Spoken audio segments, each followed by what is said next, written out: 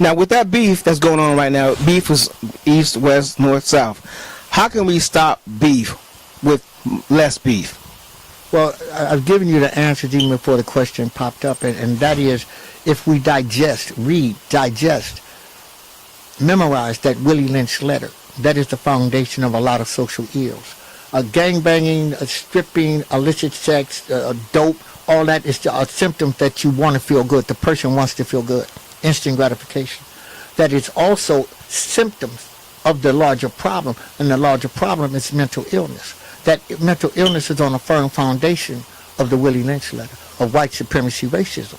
So if we just go back to the basics, all right, the beef would not have happened, and that's because they understand that we were pitted against each other. Younger, I would say 40, 45, you start to get out the game. 40, 45, you can't throw them like you used to throw them, no. Okay? So you hit 35 and below, and you're a warrior. Gotcha. Now I'll get into warrior versus soldier.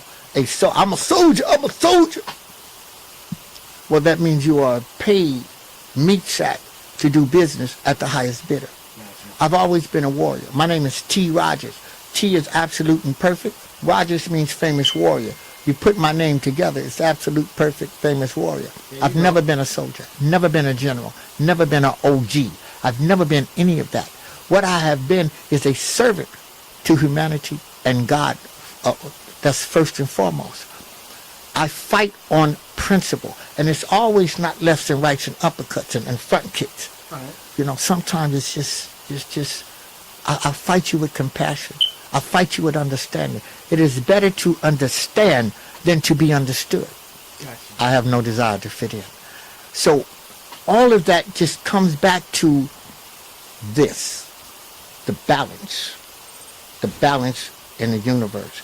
And that is whatever, and you know this, Hustle. Yeah. We come from the same cloth. There we go. You know that if whatever you put out into the universe, it's going to come back to you tenfold.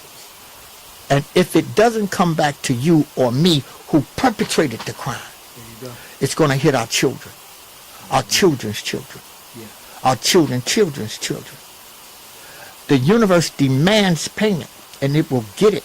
And it will get it by the means of the perpetrator, of what the perpetrator really, really loves. It will take that from him to get his attention. And concluding this one thing, you have to give up the life you're living to live the life that is planned for you. And by being still and listening to your soul, your God voice, it knows how to heal you, but you have to be still. And being still is, we think we're superheroes. Being still is one of the hardest things to do. The second thing to do that is so hard, because I'm a gangster. A gangbang. What's happening, homie? What's happening? Where you from, oh? Try forgiving. You such a gangster. You so hard. You possess the will to kill, but do you possess the will to save a life? Can you save a life? You can even make a life. And that's a whole nother subject. Whole nother subject. But can you're out on the block, and the car drives by and it sprays the block. Do you know enough first aid, CPR, AED to keep him alive until the rescue unit comes in? No, you do not. But you're a gangster. See, so try forgiving. That is one of the hardest things to do.